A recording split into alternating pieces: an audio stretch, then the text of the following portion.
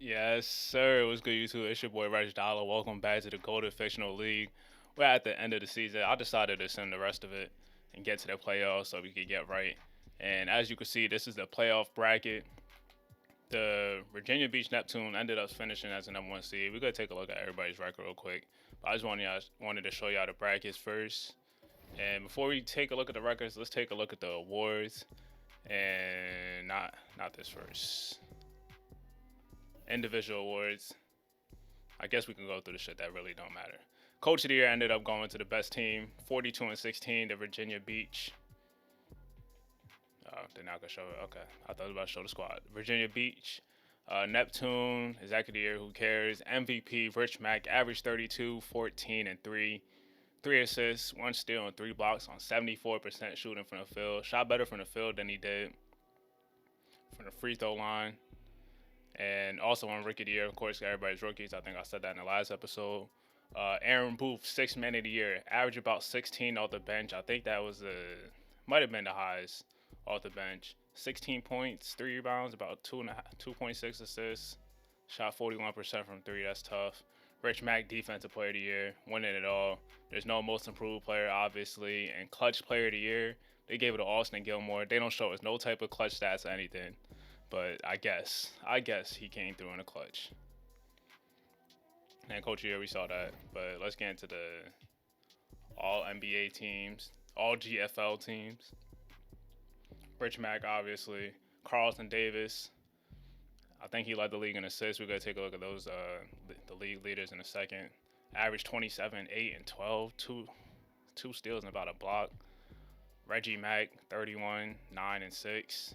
About 2 steals and 1 block as well.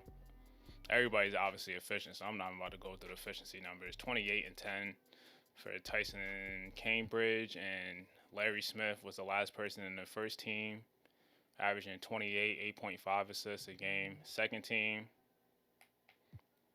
we got Dimitri Kalaitis, probably the second best big, average 26, 11 and 5 assists a game, 3 blocks as well. Kyle Beacham, big guard, 23, 8 and 10, and 2.1 steals a game. AJ Rose, 27, 9 and 8. Stuff the stat sheets. That's Braun type numbers. Shit was broke from three though.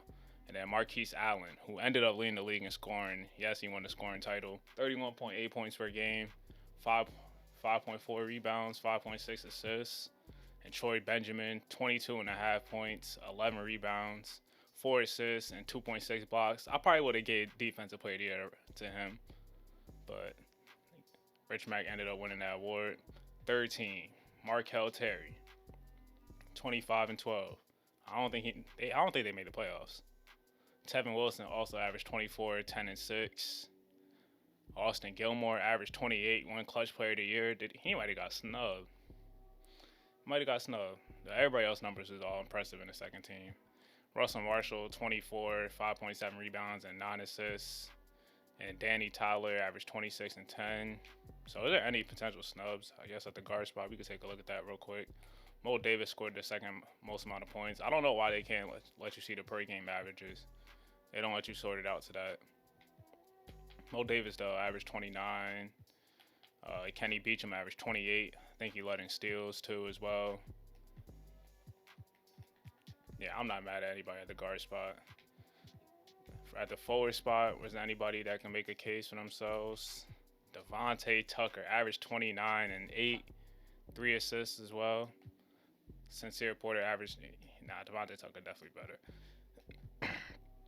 Yeah, I think Devontae Tucker probably might have been the biggest snub, and Khalif Kingston as well, but not too mad at everybody that made the third team. All defensive team, Kenny Black, Reggie Mack,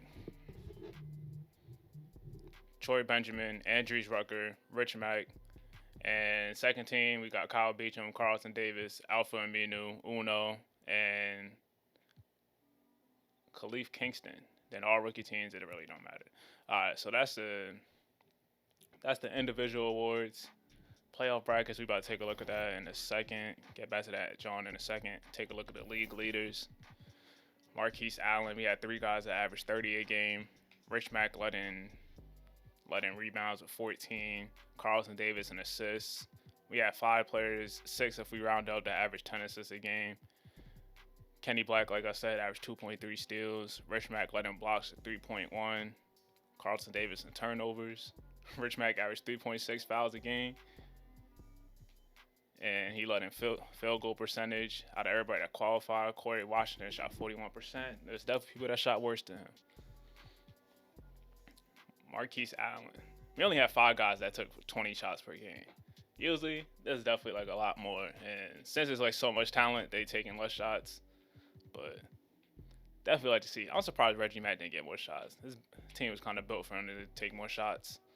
At 3-point percentage, Milo Nikolic. We got some guys, snipers. Reggie Mack, 45% from 3. Mo Davis had a higher volume of attempts, shooting basically roughly the same. How much people shot 40%? Probably like 45, 47. Who got to the line a lot? Always like to see the league leaders in free throw attempts. Rich Mack up there. Dwayne Cooper is second. Markel Terry. Rajon Thornton. They was ass as hell. I think they had the worst record. I ain't even played with their team. Actually, I think I played like a half. I ended up recording like a game, and I was playing a half. I'm like, this is so bad. I'm not uploading this. Bad games, bad teams. Carlton Davis allowed the most points. We put you on the all-defensive team? I might have to make an adjustment. Hold on. They don't show the opponent field goal percentage. They could definitely do better with the defensive stats, trying to give us a little bit something. Defensive rating while they're on the court, or defensive plus minus. I know they got a lot more advanced stats they could add in 2K, just to give us a better scope of what people are doing in the league. Rich Mack led in plus minus. Worse than plus minus was these trash ass motherfuckers. But let's take a look at the actual team stats, best records, bullets. They fell off a little bit. I thought they was definitely about to get the number 1 seed, but ended up being consistent. The Union and Generals had the same record. I think there was 2 teams that made the playoffs that didn't go 500, and that was the Force and the Rockies. And there was a lot of teams that was so close. Like, look at this. 3 other teams that was just a game away. Every game really counted, especially it's 58 games. If there was a 24 more games, is that? If it was a full 82, it could have been a lot different. Could have been a lot different. Teams will have more time to come back, but that's how it is. Play each other home and away, every team. And every night is a dogfight. You're going to be against a superstar every night. That's the best thing about this league. And the Monarchs, they fell off. They fell off with Demetri Kalaitis. I don't know how. I thought I built this team nice and well. TJ Russell at the point guard spot. Julian Love could get to a bucket. Jameer Scott could get to a bucket. Darius Wiley, do it all type of 4-man. And then you got Demetri. That's tough. What other teams ended up being disappointments? The Los Angeles Stars, they just couldn't get a stop to save their lives. I love playing with them though. Neil Love and Jeremy Goodson both averaged 20 plus per game. Denny Campbell, 18 and 11 and 6 assists. They couldn't get a stop though. Indiana Knights, they was cool to play with. Kenny Black and Ricky Cruz. Other than that, they was alright. The Exotic Souls. I ain't really rock with their team like that playing with them. Dior Wright, 25 and 8. They had a solid duo, but other than that, Ilya Markov, he had to burn it too. Other than that, they just didn't have the capabilities to be a playoff team. Trey Phillips, Markel Terry. I think Jalil Iverson. All right, so wait, hold up. He might have averaged the most points off the bench, but they didn't make the playoffs. And the percentages wasn't there. Wasn't better than Aaron Booth. 18 Booth. Another team that I thought that could have been a team that made it, Tyrese Smith and Scott Kane. I like that backcourt pairing. Scott Kane, I thought he could have averaged a little bit more than 22. But I don't know. I thought they would be better. The Skyscrapers, they had the best jerseys. Caden Graham and Tevin Wilson. They also had Shea Holloway. Kenny Austin be punching shit too. They ain't make the playoffs. The Metro Stars were Mo Davis, Eddie Mosley, and Dante Carter. I thought that was a big three. They didn't make the playoffs. Like, if there was a loser bracket, if there was like an NIT, this shit would be jumping. I'm not gonna lie. AJ Rose and Dustin Day didn't make the playoffs. 27 and 25 a game. Shot 51, 42, and 81. And they had a decent supporting cast too. How did this team not make the playoffs? Hold on. Like, look at the percentages. Shot 50, 42, 82. We already talked about Dustin Day. He averaged 25 doing that. AJ Rose, stat sheet stuffer. We already saw his stats. Odell shot 42% from three. Yaroslav, 57% from the field and 37% from three. 14 and 8 a game. And also 2 blocks off the bench. Jasir Kennedy, that's solid numbers off the bench. OC, that's solid for a big. Both the bigs were solid. Kylan Ellis a little bit efficient, didn't get too crazy in minutes. Tyler Shapiro, he was type ass, but they didn't make the playoffs. It's a little margin for error for most of these teams. Also, Las Vegas Venom, I thought they was going to be better. They fooled me. They was better in the first half, but second half of the season, they really just started to fall off. And the field, I never really liked the Dallas field team like that. Russell Marshall, Latrell Cross, it was I ain't really rocking their team like that. Jabari McKenzie, he really just didn't have that second guy. Miro, he was tight. He was cool. I think, like I said before, I ain't perfect the archetype. I ain't really like his archetype like that. Definitely do better.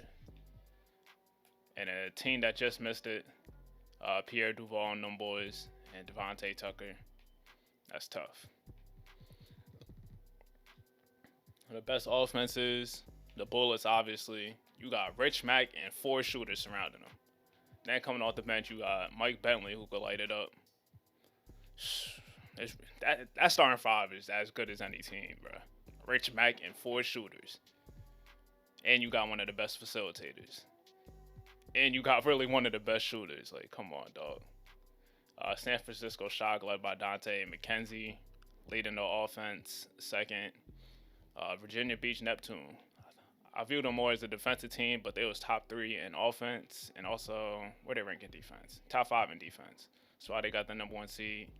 Omaha Express with Jaden Jackson and Dario Dijakovic.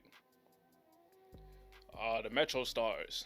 Top 5 offense, but the defensive rating was also pretty bad as well. And I guess that's why the Nationals sound. They ain't played no type of defense. Where they rank in defense? Bottom. It was 4th worst defensive team. Alright, so that tells me everything I need to know. The worst offenses. Who was the worst offense to make the playoffs? The Jacksonville Sharks.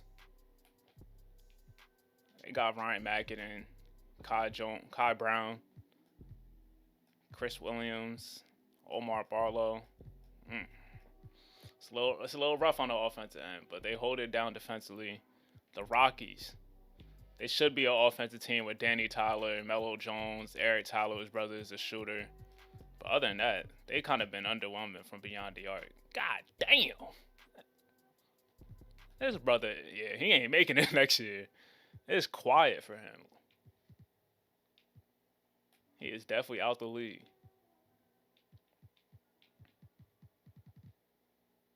All right, enough of that. So let's take a look at the matchups, do a quick preview before we get out of here.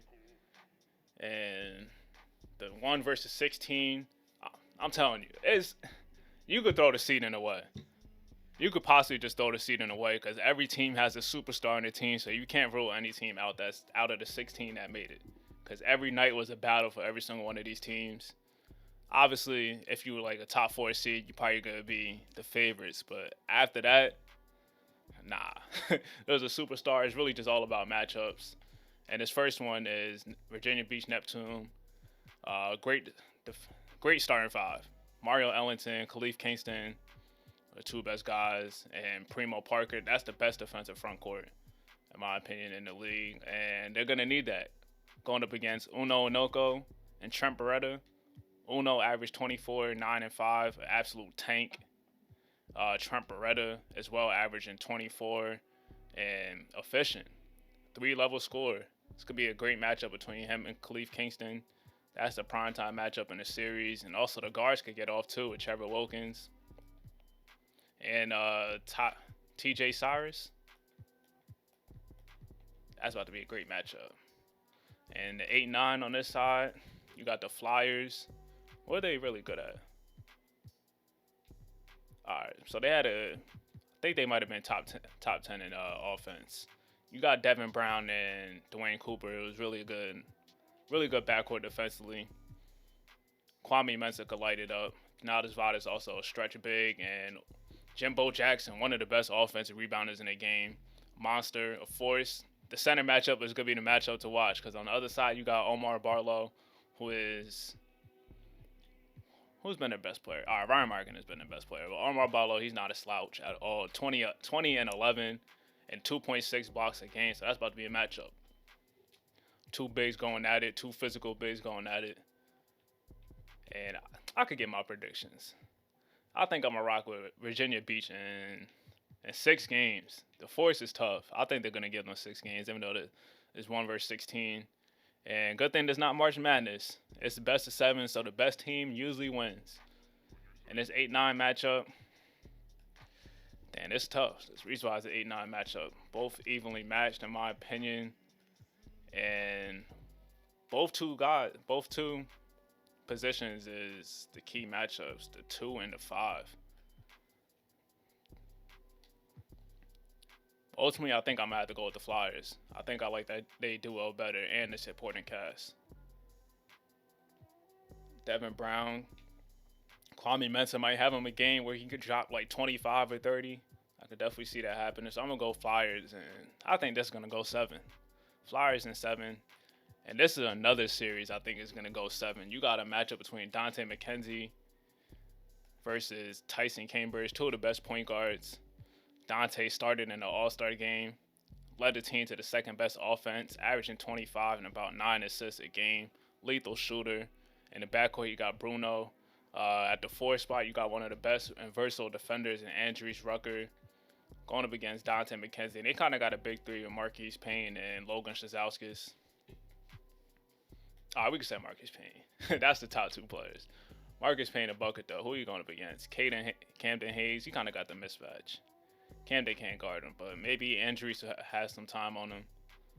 But ultimately, I'm going with the Shock in 7. Shock in 7. And now this matchup. Chicago Union taking on the Oakland Roots. Oakland, they was a better team in the first half of the season.